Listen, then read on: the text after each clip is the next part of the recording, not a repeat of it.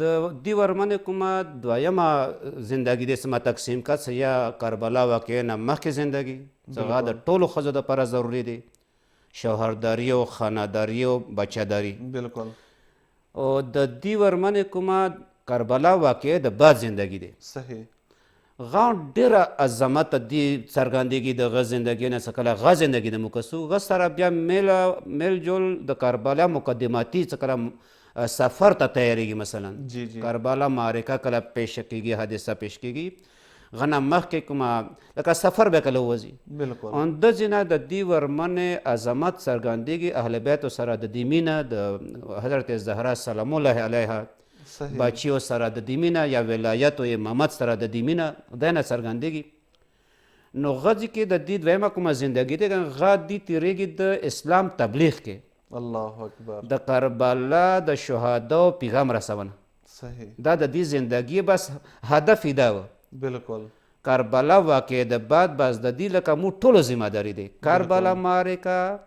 غو کارو شهادت ورکونه شهید شوغو بالکل غو کارو اثرات قبلونه اسیر شوغو صحیح خو دا شهادت او اثرات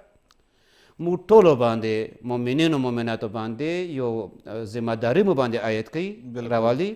څنګه د سمود د پیغام ورسوي د خلکو ته ورسو بالکل نو دی قدرمن بیبي د ابوالفضل عباس سلامدار ګرانې مور مولبانین دا بهترینې طریقې سره انجام کړ صحیح لذا تاریخ کې لیکي چې دی د باب بیا د حضرت عباس سلامدار یو بچی و عبید الله نومیده صحیح عبید الله نو دی به غا بچی چونکې وړوکی و غا بې ځان سره بوتلل باقي ته جنت الباقي چې دا د مسجد الحرام څخه دی هغه کې دا دفن دی قبرستان دی نو دا به کور نه لاړه بچی بې ځان سره غځې ته به روزانه تله هغه به ژړېده الله اکبر دا ژړه اصل کې ژړه په نه وه سبحان الله دا زړه اصل کې احتجاج و جهاد و جهاد و چونکه غیر زمانه کې داسې احتکان والا دور و داسې خفګان والا دور و حالات و څه اهل بیت او خاص کر امام سجاد علیه السلام خاندان اهل بیت څه حرکت نشول کولی صحیح بالکل تحت نظر و سخت شرایط و سخت شرایط و خو دی بیبي دې طریقې سره دا احتجاج شروع کړ الله اکبر تاسو د خلق وکسي څه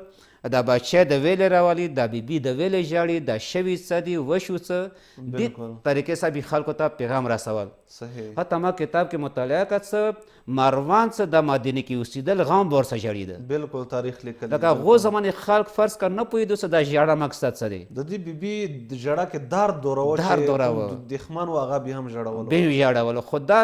مو ته درس دی لکه نن سبا زمانې کې زه د خاص کر خویندو میندو ته قدرمنو عزتمنو خویندو ته څه دیو د حسین ماتام ته ونسی حسین ماتام کې د ژاړیو خلکو ویر شیوان ته کوي دیو ته زه عرض کوم چې ژړا برای ژړا نه دی حسین ماتام کې ژړا یو هدف دی یو مقصد د لري یو هدف ته لري هغه هدف اوندا پیغام رسونه دی صحیح خو دا پیغام رسونه نورو خلکو ته څه والا پیغام د اسلام والا بالکل اسلام د څه ته ویلی شي دا دین به عمل کوونی ته سبحان الله یعنې کله که زه خپله مونځ کوم مانځه سره ماتم ته لاړه شم بالکل یا زه مطلب یې خپلو سمینو ته د نقطه ډېره پکار دی زه دغه سره ورسوم څه ماتم هغه ماتم څه کې مونځ وي ام البنین سلام الله علیها څه کوم مبلغ کربلا پیغام دی مبلغ اسلام دی ژړا سره د پیغام راسي بالکل خو مونځ یې وکړه ژړا په لړه که ژړېدا ولې مونځ وکړه منځ کې که د مانځه ټایم شه مونځ یې وکړه صحیح زه تاکید کوم خپلو خویندو میندو پردهدارو باندې څه هغه که چیرې ماتم کوي عبادت دی ماتم خو که چیرې د مانځه ټایم شه پکار دی مونځ وکړي مانځه والا ژړه بالکل دین باندې عمل کولې والا ژړه اسلام باندې عمل کولې والا ژړه بالکل